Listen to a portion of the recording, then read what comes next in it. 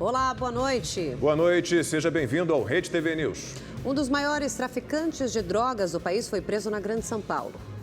O criminoso, conhecido como Gordão, estava na lista da Interpol desde 2020.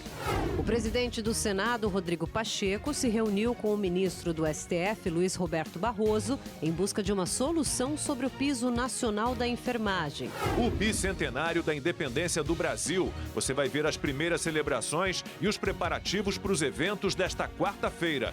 O Rede TV News vai sabatinar mais um candidato à presidência da República. Dessa vez, o entrevistado é Ciro Gomes, do PDT. A primeira-ministra do Reino Unido, Liz Truss, tomou posse e fez o primeiro pronunciamento. Essas e outras notícias daqui a pouco, depois de um rápido intervalo.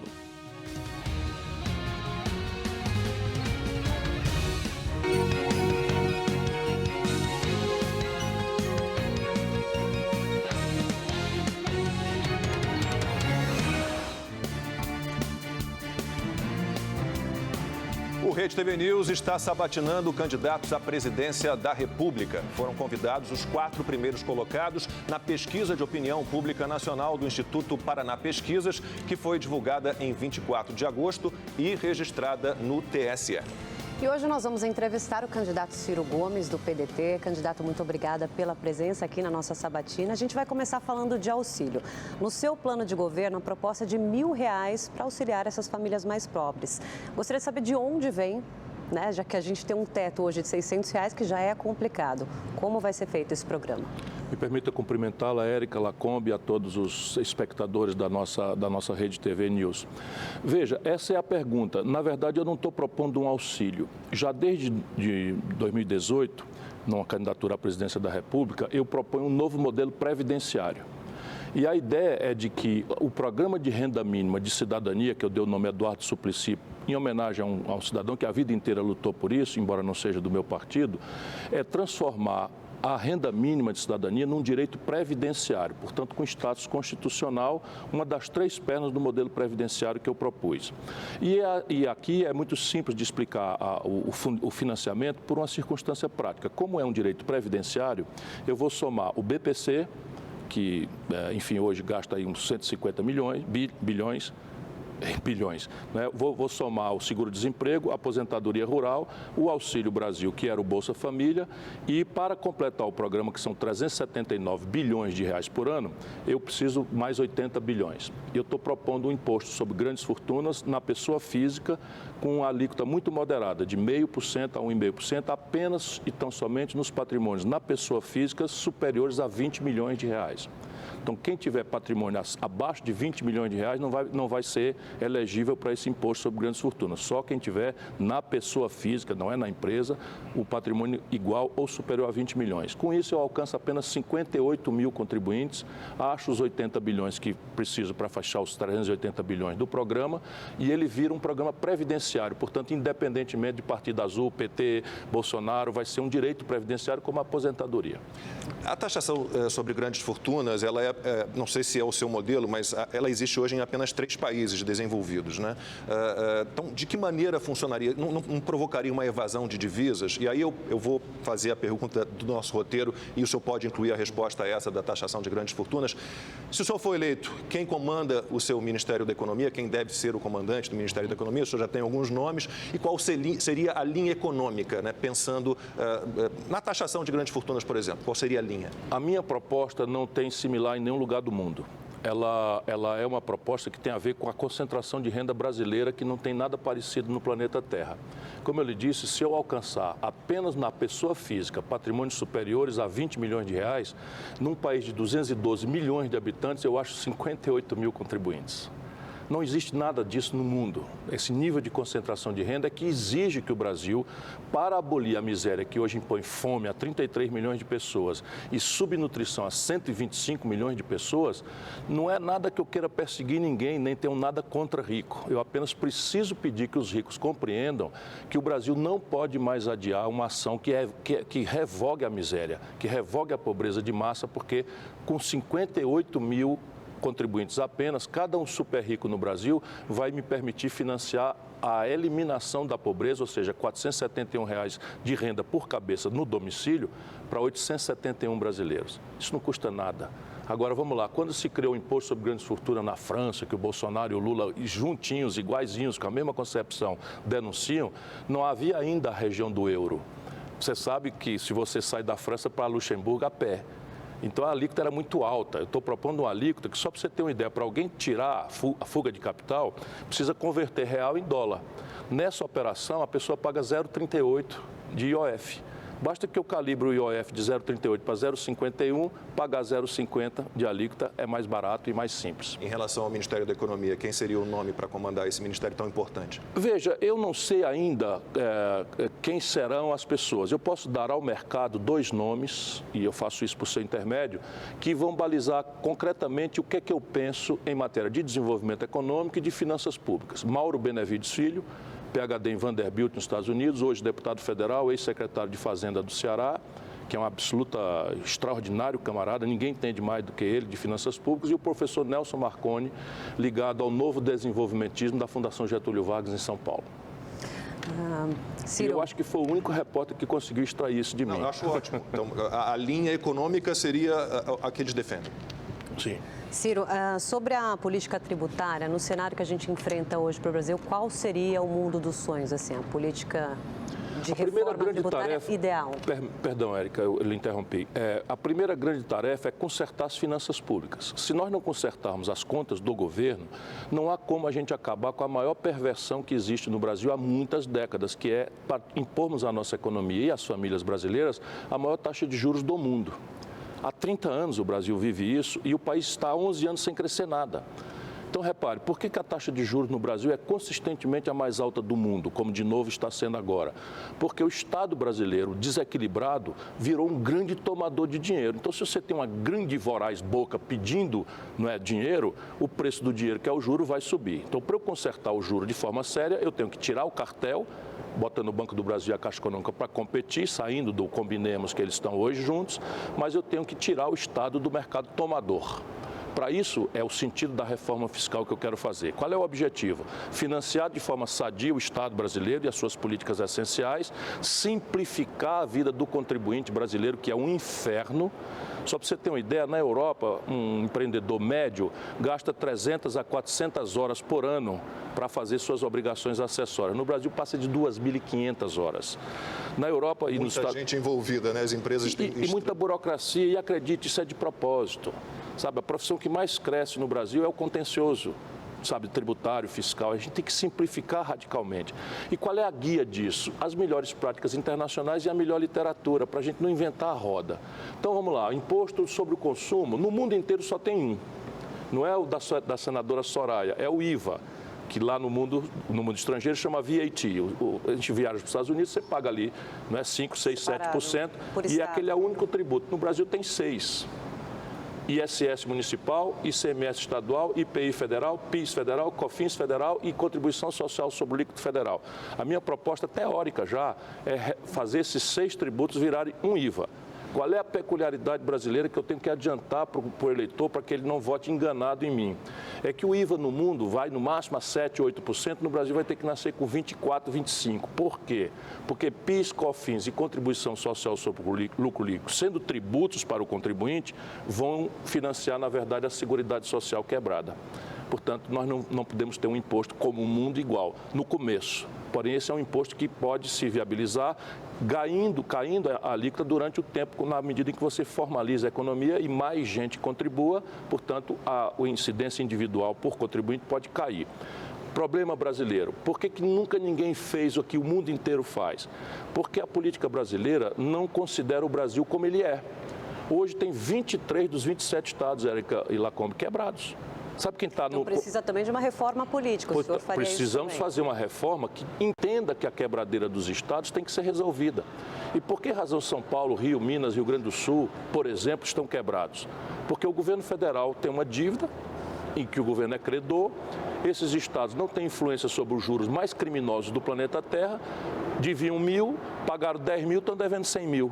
Que nem o contribuinte. Eu proponho reestruturar a dívida dos estados e municípios em troca de um apoio dos governadores e prefeitos num novo acordo que mude a governança política do Brasil, que hoje está entregue à corrupção e à fisiologia, há 25 anos. Candidato, uma pergunta bem direta sobre os 3 poderes. O senhor acha que há uma interferência entre os poderes da República? Acho que o Brasil vive uma espécie de Babel institucional e a culpa e a responsabilidade disso, e só quem pode consertar isso é o chefe de Estado, é o presidente da República. Porque, repare, se você, o presidente da República, tem filho ladrão, ou você mesmo tem contas a ajustar com a justiça, você não tem mais poder, não tem mais autoridade. E aí todo mundo invade. Então, veja bem se eu, presidente da República, que não tenho o rabo preso, que não tenho filho ladrão, que não tenho contas a ajustar com ninguém da justiça, nunca fui processado, nem para ser absolvido, que nada mais é do que a minha obrigação, vai ver se eu aceitaria, não é, um Supremo Tribunal Federal anular um ato meu de nomeação de um ministro meu. Entretanto, eu jamais nomearia um ministro com desvio de finalidade. Essa é a grande diferença que eu posso oferecer ao povo brasileiro.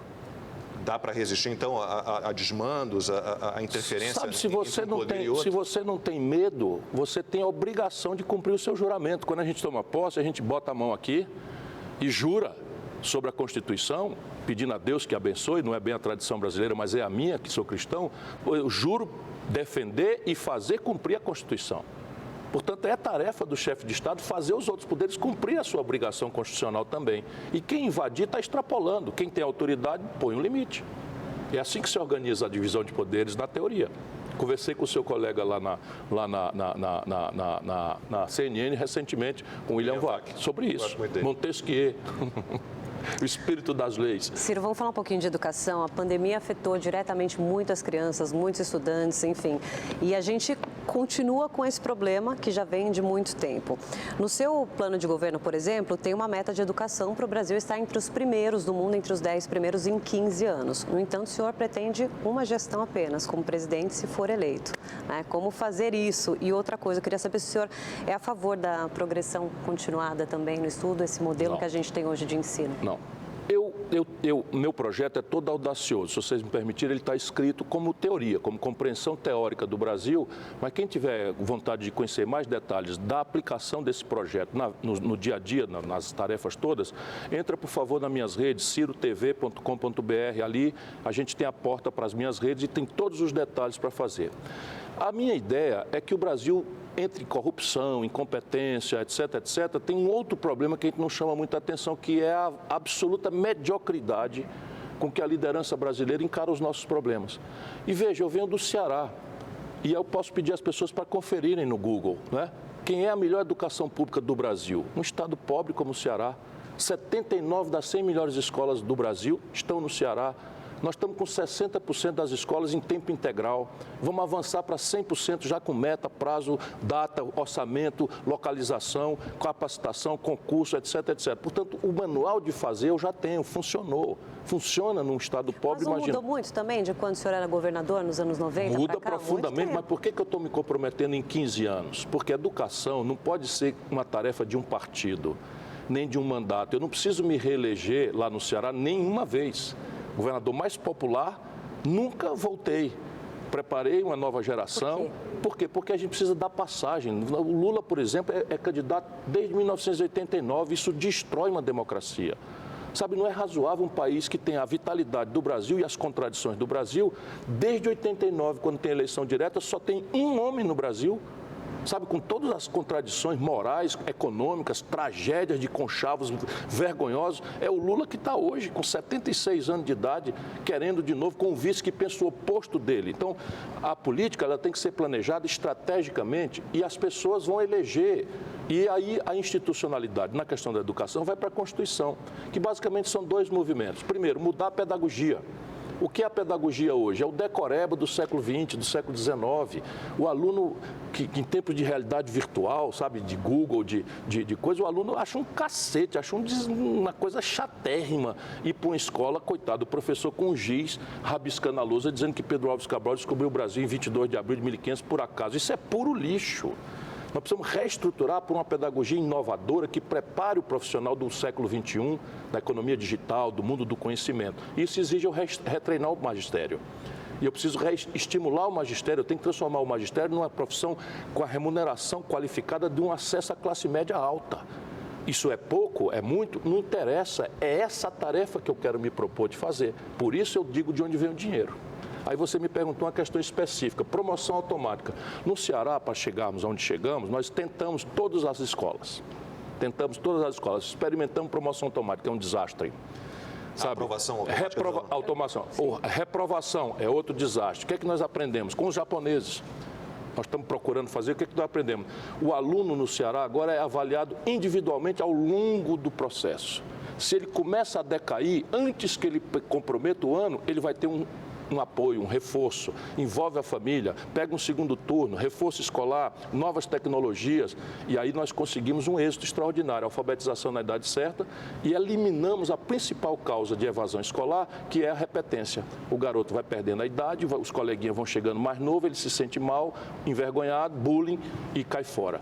Não tem gosto de ir para a escola. Agora não, o aluno é promovido junto com os outros, e aquele que fraquejou no primeiro mês já vai para um reforço, e de maneira que eles chega todo mundo consideram um ciclo, né, e não por ano. E a escola inteira é avaliada e premiada.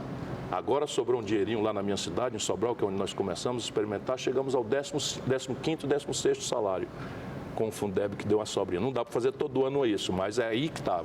Sobrou um dinheirinho, manda para a escola, para o professor. Candidato, sobre segurança pública, o senhor eleito, de que maneira o seu governo atuaria para diminuir os índices de criminalidade no Brasil? O senhor é a favor de uma lei mais severa contra bandidos? Qual é a sua opinião sobre progressão de pena, saidinhas temporárias, audiência de custódia?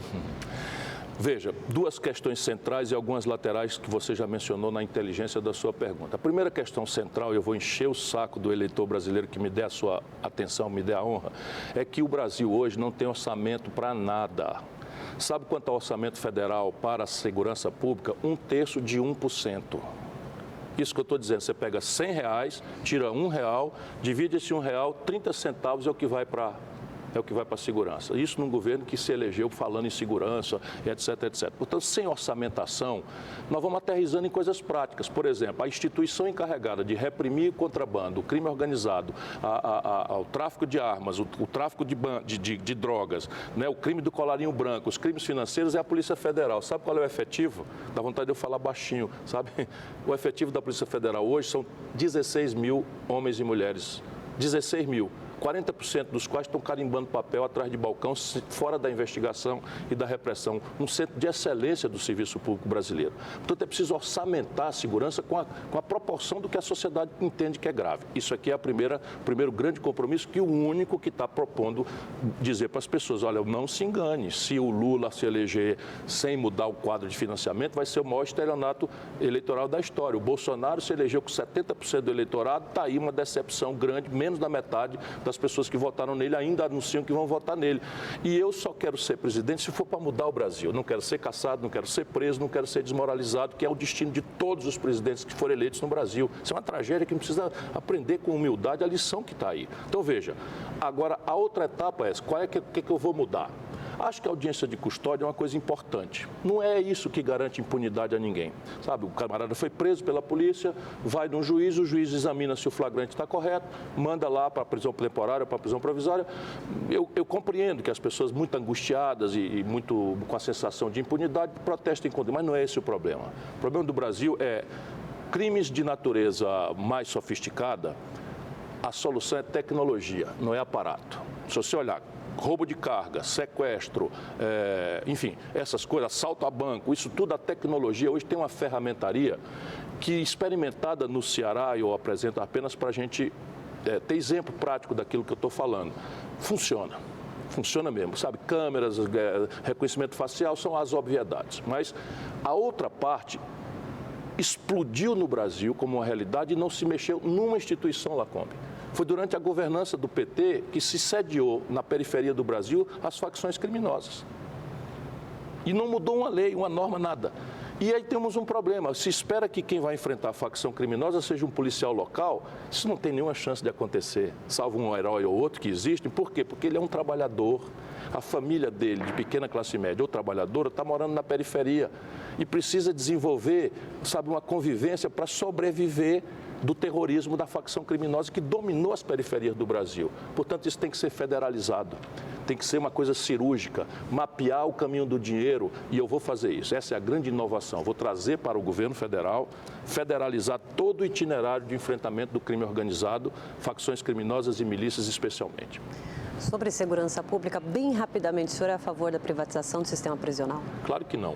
Eu admito a possibilidade de termos. Nós temos também no Ceará, nós temos o sistema. Temos um presídio em Juazeiro. Minas Gerais tem. Nós temos, assim, mas quando você vai olhar, o custo por detento fica mais caro. E todo o manejo da gestão disso, o retreinamento, a ressocialização, a própria disciplina interna dos presídios, a iniciativa privada não sabe fazer, não se interessa por fazer. Nem o atual modelo, né? Não, o atual modelo tem que ser aperfeiçoado, mas é preciso que a gente saiba que há bons exemplos acontecendo no Brasil. Ciro, reta final, menos de um mês para as eleições. Qual a sua estratégia, o que o senhor pretende fazer agora para chegar no segundo turno? Eu brinco, Érica, que é atacar em transilim e defender em zigue-zague. Veja, eu sou muito experiente, muito humilde e eu sinto, sabe, um imperativo que me impulsiona, que me faz acordar cedo, que não me abate, sabe, sai pesquisa, entra pesquisa e as pessoas perguntam, e você, não sei o que e tal. Não, eu estou com o mesmo entusiasmo, a mesma paixão, sou candidato pela 4ª vez, nunca me abati. Por quê? Porque o sistemão que eu enfrento é muito poderoso. É muito, muito poderoso mesmo. Dá as cartas, financia os políticos, já comprou a IPT, já comprou o Bolsonaro, está tudo dominado. E o único fio desencapado sou eu. E eu quero levar essa proposta com decência, com dignidade até o fim. Tem chance? Tem, acredito que tem. Por quê? Porque hoje você tem, entre indecisos, eleitores que votam no Lula só por uma razão, é o cara que vai derrotar o Bolsonaro. 1 de cada 3 eleitores do Lula já não defende o Lula, já sabe que o Lula é a corrupção de volta, já sabe que a incompetência dele produziu a tragédia econômica da Dilma e da coisa, mas estão lá porque querem se livrar do Bolsonaro, são meio burgueses, não sabem que existe um Brasil no dia seguinte para administrar, que é uma tragédia. Mas 1 de cada 3 eleitores do Bolsonaro também já não gostam do Bolsonaro, estão votando no Lula porque não querem, estão votando no Bolsonaro porque não querem o Lula e o PT de volta corretamente, porque tem a lembrança do que a tragédia que aconteceu no Brasil. Ora, entre indecisos e eleitores frouxos do Lula e do Bolsonaro, é a maioria. Estou só pedindo a bola. Passa que vai ser um gol de bicicleta e vai ser linda a grande virada que nós estamos produzindo. Qual que é a diferença que o senhor enxerga na esquerda de Ciro Gomes, do seu projeto, plano de governo, e da esquerda do Lula, que a gente já conhece? Eu vou dizer, o meu projeto é o único. Olha que tragédia. Qual é o projeto do Lula? Eu estou desafiando um petista. Fura meu olho aqui com uma ideia. Porque se apresentar a ideia, ele vai ter que dizer por que não fez. Ganhou 4 eleições, eu que nunca tive a oportunidade. Ganhou 4 eleições. Qual é o projeto do Lula? Qual é o modelo tributário do Lula? Ele não mexeu uma linha. Sabe qual é a única conquista institucional que o Bolsonaro não destruiu do Lula? A tomada de 3 pinos. O resto foi tudo destruído. Aí o Bolsonaro pega o Bolsa Família, bota mais 200 pilas em cima e a gente vê os limites do petismo. O petismo é a coisa mais reacionária com discurso de esquerda. Tem nada de esquerda, o PT vendeu o Brasil para o sistema financeiro. Quando terminou o mandato do Lula, 5 brasileiros, 5, os dedos de uma mão, acumulavam a renda e a fortuna dos 100 milhões de brasileiros mais pobres. Sabe, o Brasil, hoje, o IPTU de um mês de São Paulo, imposto predial de um mês que vocês pagam em São Paulo, equivale ao imposto territorial rural de 1 ano no Brasil, depois de 20 anos de conversa mole do PT. Ou a gente se livra dessa memória corrupta e trágica, ou o Brasil simplesmente vai para o brejo. Candidato, em relação à geração de empregos, de que maneira o governo federal pode estimular a geração de emprego ou não atrapalhar a geração de emprego? Temos ideias diferentes sobre o Estado, eu não sou muito fã da CLT. De que maneira o senhor... Não, eu também eu acho que a CLT cumpriu sua tarefa, tem que ser respeitada, mas a gente precisa entender que o mundo do trabalho mudou. Eu tenho uma proposta de criar um novo Código Brasileiro do Trabalho, extremamente moderno e avançado. Eu estou com o olho nas boas práticas da Alemanha, onde se protege o trabalho e se ganha produtividade todo dia. Então, não se preocupe, eu não sou uma pessoa amarrado com dogmatismos ideológicos, apenas eu acho que o governo tem que proteger o lado mais fraco da corrente capitalista e o lado mais fraco é o trabalho. Vocês são trabalhadores, embora trabalhem de bom salário, mas vocês são trabalhadores e é preciso proteger. Mas veja, como é que se gera emprego no Brasil? Você tem alguns caminhos específicos, no curto prazo, 14 mil obras paradas, Lacombe. Qual é a característica delas? Já foram licenciadas, um processo trágico, já foram licitadas, outro processo trágico. 14 mil obras paradas, que com um tostão, 10 tostões, 1.000 bilhões, ali você faz uma hierarquia, faz um pente fino, sai do clientelismo, vê qual é a obra que, concluindo mais rápido, retorna mais rápido para o Estado na produtividade sistêmica. Isso tudo está pronto para fazer. Já já você tem que perguntar de onde vem o dinheiro, mas aqui será o primeiro movimento, retomada de obras paradas. É porque eu queria entender, esse Estado fomentador de crescimento e desenvolvimento, ele tem seus limites. Onde ele deve atuar? Algumas são óbvias, outras a gente tem que ir tateando o caminho. Óbvias, não existe nenhuma nação do mundo que tenha lançado sua infraestrutura sem o Estado junto. Modernamente, não precisa ser o Estado, ele próprio, ser o empresário. Por quê? Porque você pode fazer concessões, PPPs, fazer debêntures conversíveis em ação, fazer ação, participação acionária, créditos com prazo de maturação equivalentes. Por exemplo, você não pode emprestar um dinheiro para o consumidor com prazo de 90 dias e emprestar para um empresário que vai fazer uma ferrovia cuja taxa interna de retorno é de 30 anos, com o mesmo perfil. Você não pode emprestar para um comerciante descontar duplicata 90 dias, é a mesma coisa que empresta para um empresário que vai fazer um reflorestamento em que a planta, para ficar em ponto de corte, portanto, o giro do capital vai ter 10 anos, 12 anos. E o Brasil não tem este mercado. Eu vou organizá-lo todo em que o papel do Estado aqui é a lei do menor esforço. Quem faz melhor o quê? Este é que deve ser eleito para fazer. Portanto, infraestrutura sem Estado não existe. E ciência e tecnologia. O nome moderno hoje de desenvolvimento é ciência e tecnologia. O Brasil está tomando uma surra. Hoje nós entramos na tragédia da pandemia, o Brasil estava importando máscara, respiradores, que são rudimentos tecnológicos, numa conta de 17 bilhões de dólares. Por que a China, que era um sexto do Brasil em 80, hoje é 20 vezes o Brasil em números redondos? Porque houve uma aposta lá em maturidades tecnológicas recente. Por que os Estados Unidos estão fazendo um Green New Deal? Porque eles estão começando a perder competitividade sistêmica para a China em 5G. Então está lá o governo forçando a mão em parceria com a iniciativa privada e é isso que nós precisamos fazer no Brasil. Sabe, ideologias, dá licença um pouquinho, vamos tratar os problemas com inteligência. Percebe? Então, sem infraestrutura e sem Estado em ciência e tecnologia, esqueça desenvolvimento. Ciro, deixa eu pegar esse gancho dos insumos para a gente trazer um pouquinho para a saúde. A gente viu a importância do SUS agora durante a pandemia, estamos ainda na pandemia, e o senhor diz no seu programa que o problema mais dramático hoje do Brasil, no setor de saúde, é o preço dos insumos e dos medicamentos. E a sua solução seria a criação de um complexo industrial da saúde, no qual nós pudéssemos produzir aqui no Brasil com preço muito mais acessível todos esses insumos, medicamentos. Mas isso também exige uma boa negociação com empresas multinacionais, com as produtoras desses medicamentos, né? Implementação dessa parte industrial. Como é que isso seria feito, principalmente para passar pelo Congresso também o apoio? Por que eu escolhi esse complexo industrial? Eu não tenho a lógica clientelista corrupta dos campeões nacionais do PT. Eu escolhi no balanço de pagamentos do país. Onde é que o Brasil já está gastando dinheiro? Onde é que a propriedade intelectual já está extensamente vencida, patente, as tecnologias já estão de graça, já foram vencidas, e onde é que o mercado doméstico brasileiro tem escala para suportar a competição no nosso mercado e em terceiros mercados globais. E aí pula. Mas pula assim com uma evidência grande, o complexo industrial da saúde. E aí a comparação simples para todo mundo entender. Nosso sistema parece muito com o da Inglaterra. O nosso SUS parece com o sistema da Inglaterra. Os custos de oferta de saúde da Inglaterra, né, são iguais aos nossos, tirando salário. Por quê? Porque tudo nós dolarizamos. Os remédios, os fármacos, as próteses, os meios de diagnóstico médico, as camas de hospital, as bengalas, tudo vem de fora, em dólar. Ora, o que vem de fora em dólar é o mesmo preço para nós e para a Inglaterra. E a Inglaterra gasta 8 vezes mais por cidadão inglês do que o Brasil gasta por cidadão, por cabeça aqui.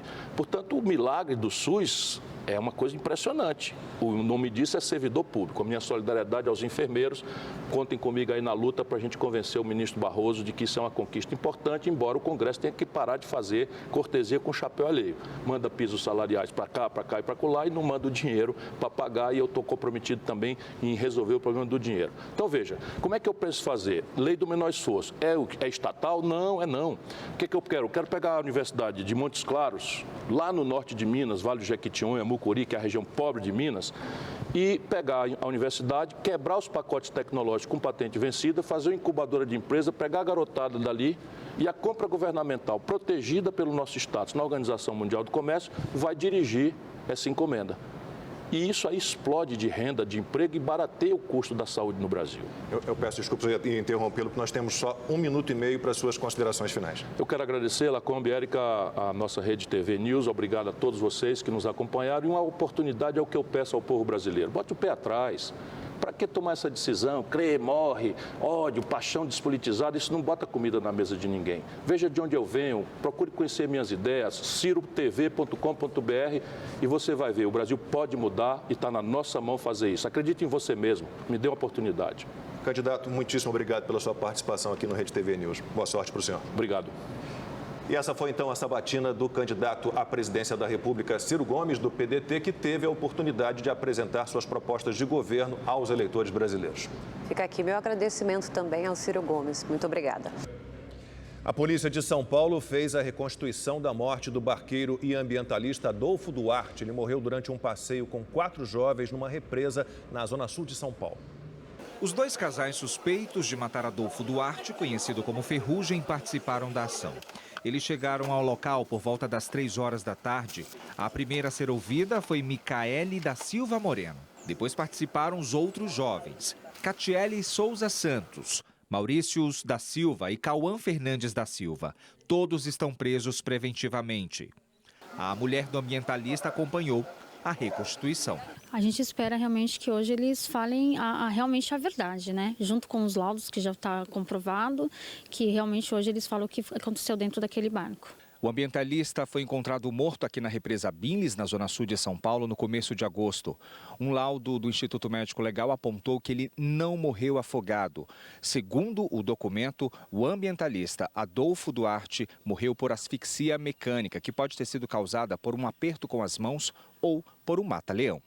O advogado que representa os 2 rapazes disse que foi um acidente e que não concorda com o laudo do IML. Por que vamos impugnar esse laudo? Porque o laudo não traz a metodologia que foi utilizada pela perita. Inclusive, a perita traz uma conclusão que, a nosso ver, é extremamente errôneo, tá? Porque ela sugere e ela não aponta qual foi a forma que ela chegou a dizer que a pessoa poderia, inclusive ela coloca mais ou menos nessas palavras, poderia ter sofrido um golpe chamado mata-leão. O ambientalista desapareceu depois que foi contratado pelos 4 jovens para fazer um passeio na represa. Em depoimento à polícia, o grupo afirmou que o barco deu um solavanco e que Ferrugem e Jaqueline caíram na água. A jovem ainda afirmou que o ambientalista a ajudou a não se afogar, mas que desapareceu em seguida. Tudo muito tumultuado ainda, né? Sem conseguir entrar nas rotinas, até porque a gente não fechou ainda o caso, né? Para a família ainda está em aberto. Não é só ter encontrado o corpo, mas é descobrir realmente o que aconteceu com Adolfo. A Polícia Civil prendeu um dos maiores traficantes de drogas do país. Anderson Lacerda Pereira, conhecido como Gordão, foi encontrado num restaurante em Poá, região metropolitana de São Paulo.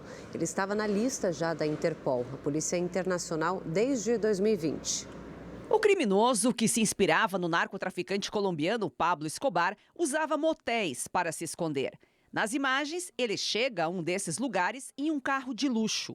Aqui, ele aparece abrindo o portão. Em outro vídeo, a mulher dele chega ao esconderijo.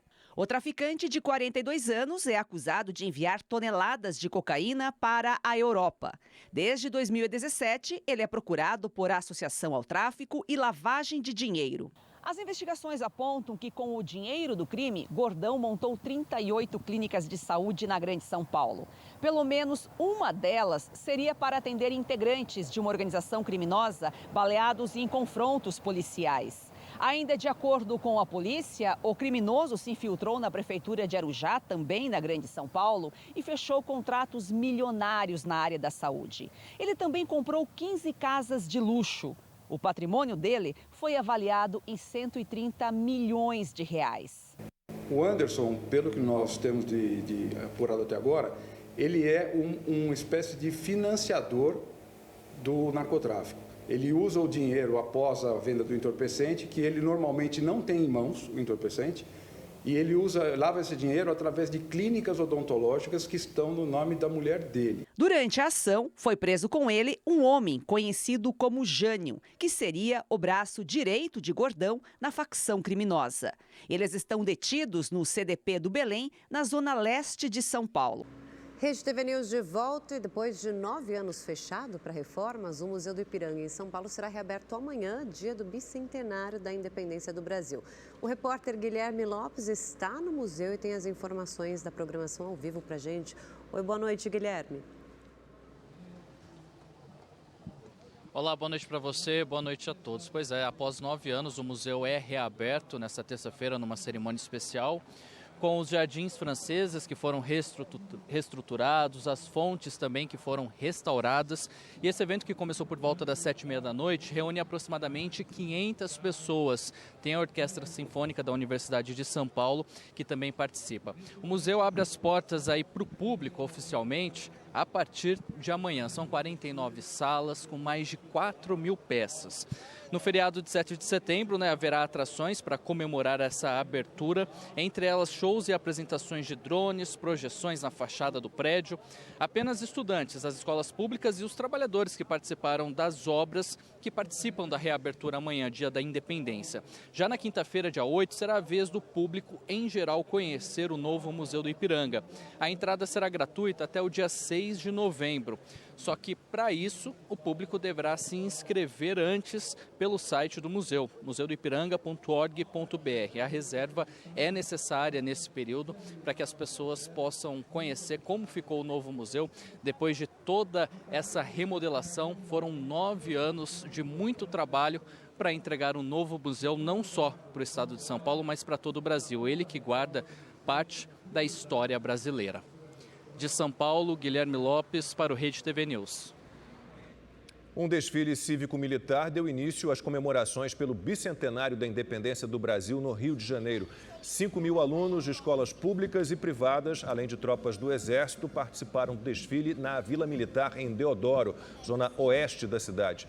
O público também assistiu a uma exibição da Brigada Paraquedista. As partituras originais dos hinos brasileiros estão em Brasília e farão parte das comemorações da independência. Eu vou conversar agora com o repórter Igor Damasceno, que tem mais detalhes para a gente. Boa noite, Igor. Boa noite, Érica. Boa noite, Lacombe, e também a todos que nos acompanham. As partituras estão em exposição no Palácio do Planalto desde a última quinta-feira. São 14 documentos, entre eles o hino nacional, o hino da independência e o da proclamação da República. As composições fazem parte da exposição do bicentenário da independência do Brasil. Assim como o coração de Dom Pedro I, o acervo está disponível para visitação. Aqui em Brasília, as festividades devem começar logo no primeiro minuto do dia. Pelas redes sociais, o presidente Jair Bolsonaro convidou a todos para uma queima de fogos que deve acontecer à meia-noite, bem no centro da capital. Bolsonaro também confirmou que estará presente no tradicional desfile de 7 de setembro, amanhã de manhã, aqui na capital federal. Depois ele partirá para o Rio de Janeiro. Já os preparativos para as festividades estão praticamente concluídos. Vamos acompanhar na reportagem. O tradicional desfile da independência é só amanhã, mas o Márcio já está preparado para prestigiar o evento. A gente está esperando muita gente aqui em Brasília, né? Para mostrar também o nosso patriotismo e ter aquela conquista de independência, de patriotismo que a gente merece. A esplanada dos ministérios, onde o desfile vai acontecer, está fechada desde ontem à noite. Amanhã, quase 1 milhão de pessoas devem prestigiar o desfile e participar de manifestações. Apoiadores do presidente Jair Bolsonaro vão se concentrar próximo ao Congresso Nacional. Manifestantes de outros partidos vão ficar próximos à torre de TV. Para garantir a segurança de todos, cerca de 1.500 policiais devem fazer o patrulhamento. Para o secretário de Comunicação da Presidência da República, apesar de ser um ano eleitoral, amanhã a comemoração não é sobre um candidato ou partido, mas sobre uma conquista da nação. Essa festa pertence ao povo brasileiro. A independência foi conquistada para o nosso país e o povo que aqui reside. Independência é também liberdade. E a gente precisa ter isso muito claro. Mais de 5.700 militares vão participar do desfile que comemora o bicentenário da independência brasileira. Crianças de escolas públicas e integrantes do grupo Bombeiros Mirins vão participar do desfile. Além das forças de segurança, atiradores de elite e membros do esquadrão antibombas vão ficar posicionados em pontos estratégicos para reforçar a segurança. O Brasil é um país abençoado porque tem um povo abençoado, um povo corajoso e um povo patriota. 7 de setembro é nosso.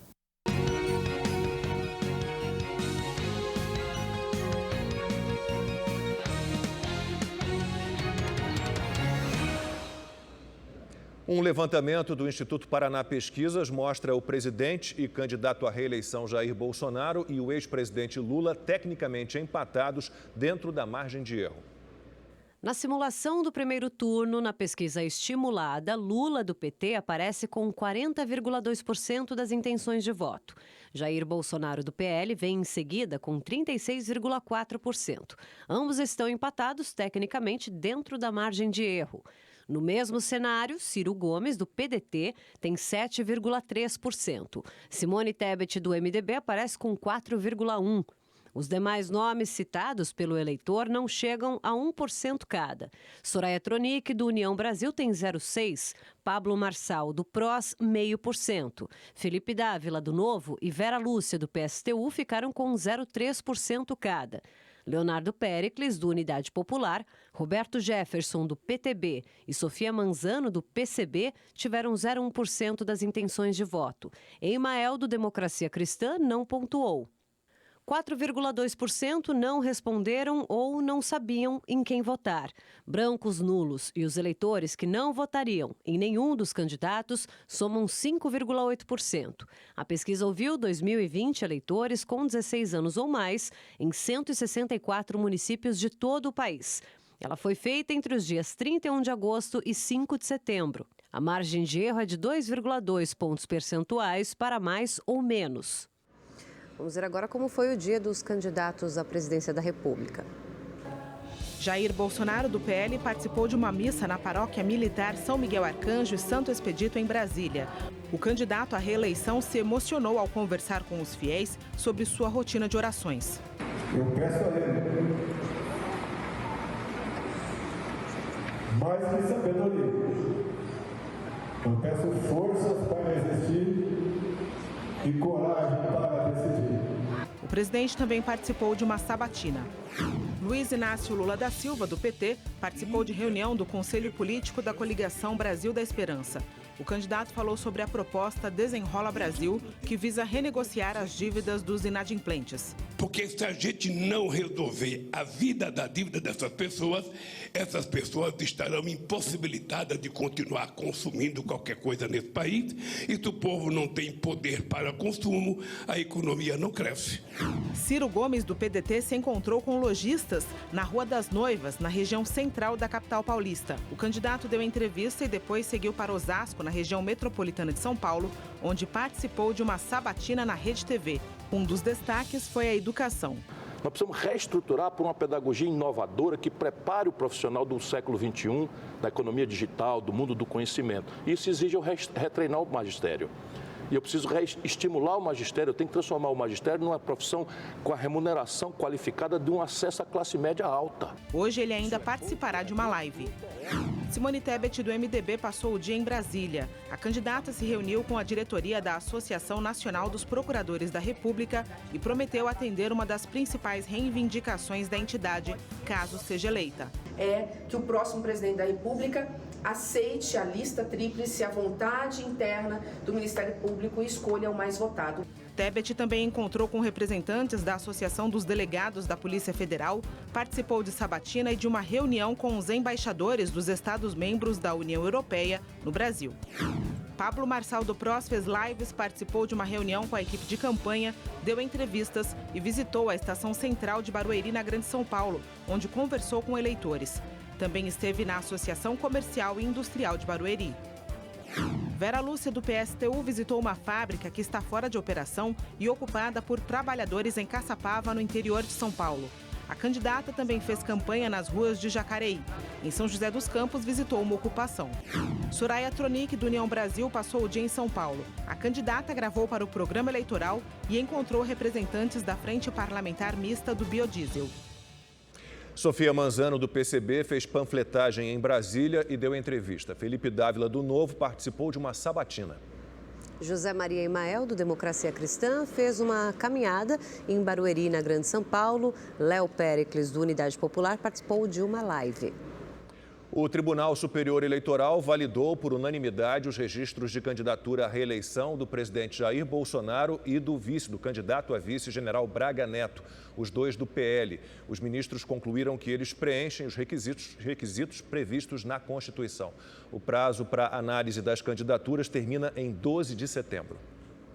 Por 6-1, o Tribunal Regional Eleitoral do Rio de Janeiro negou o registro da candidatura do deputado federal Daniel Silveira, do PTB, ao cargo de senador. O plenário entendeu que Silveira não pode disputar a eleição porque foi condenado no Supremo Tribunal Federal em abril deste ano por ataques a instituições democráticas. Ainda cabe recurso. Daniel Silveira diz que essa é uma decisão equivocada e ativista e afirmou que tem a lei ao seu lado e vai recorrer. O Tribunal de Contas da União manteve a condenação do ex-procurador Deltan Dallagnol por conta de gastos com diárias e passagens da força-tarefa da Operação Lava Jato.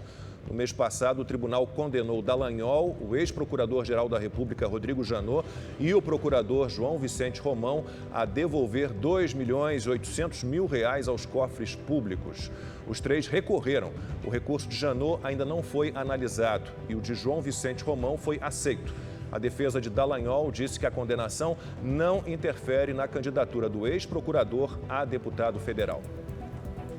O ministro Luiz Roberto Barroso, do Supremo Tribunal Federal, e o presidente do Senado, Rodrigo Pacheco, se reuniram para discutir uma solução para o piso nacional da enfermagem. Na reunião realizada no Tribunal Superior Eleitoral em Brasília, os dois defenderam a importância do piso, mas concordaram com a necessidade de uma fonte de recursos para garantir o valor mínimo à categoria. 3 pontos foram discutidos para assegurar o pagamento: a correção da tabela do SUS, a desoneração da folha de pagamento do setor e a compensação da dívida dos estados com a União. Agora se inaugura um processo que eu espero que seja muito rápido, de conciliação entre os autores da ação, municípios, estados, hospitais filantrópicos, hospitais privados, o Congresso Nacional, de modo que nós possamos, através de medidas legislativas que possam ser rapidamente adotadas pelo Congresso Nacional, conseguir fazer valer o mais rapidamente possível, repito, o piso nacional da enfermagem. A lei do piso estabelece uma remuneração mínima de R$ 4.750 para enfermeiros. No último domingo, Barroso suspendeu a lei e mandou o governo federal, estados, municípios e entidades da saúde detalharem em até 60 dias o impacto financeiro que ela causaria. A decisão cautelar deve ser discutida em plenário virtual do STF na próxima sexta-feira. Em Belo Horizonte, profissionais de enfermagem fizeram um protesto contra a decisão do ministro Luiz Roberto Barroso, do STF. Com faixas e cartazes, o grupo se concentrou em frente à Assembleia Legislativa de Minas e ameaçou paralisar os atendimentos se a decisão do ministro for mantida. Um helicóptero que levava o deputado federal e candidato à reeleição João Bacelar, conhecido como Jonga, caiu na cidade de Monte Santo, na Bahia. Além dele, o candidato a deputado estadual, Marcinho Oliveira, e 2 pilotos estavam na aeronave. Ninguém se feriu com gravidade. O helicóptero caiu no momento em que o piloto fazia uma manobra para pouso. O acidente será investigado.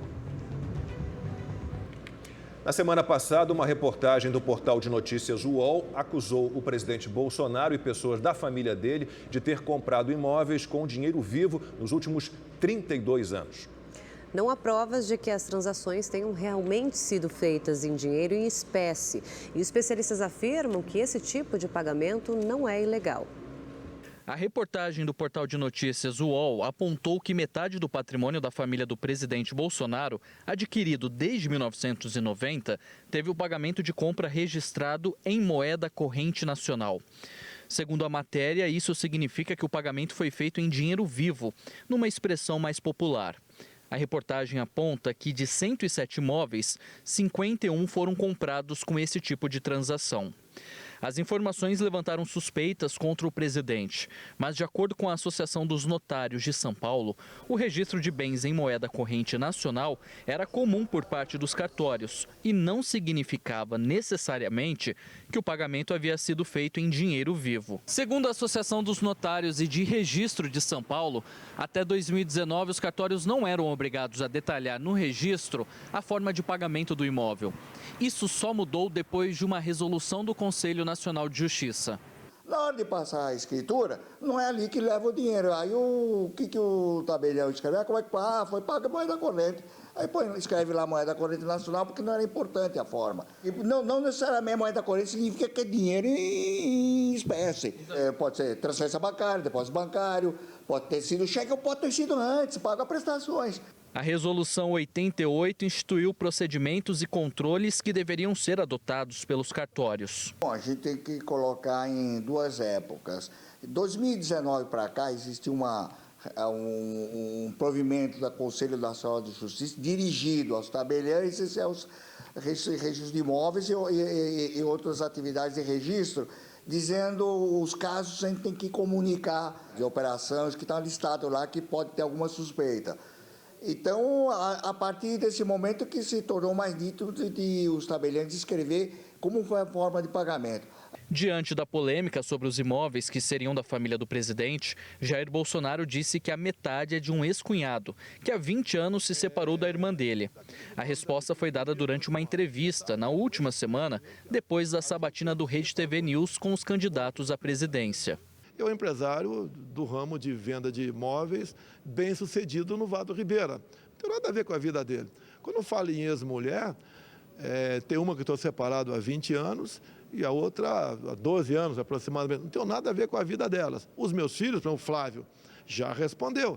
Ele comprou 12 imóveis na planta e poucos meses depois revendeu com algum lucro. Isso já foi investigado pelo Ministério Público Federal e não achou qualquer indício de irregularidade. A Justiça concedeu medida protetiva para a síndica agredida por um morador de um condomínio na Barra da Tijuca, Rio de Janeiro. Câmeras de segurança gravaram o momento em que ele deu um soco na mulher. Em depoimento à polícia, a síndica contou que o homem se irritou com o fechamento da academia do prédio que estava em manutenção. O agressor está proibido de manter qualquer tipo de contato com a vítima. Se a medida não for respeitada, ele pode ser preso. Nós não conseguimos contato com o morador.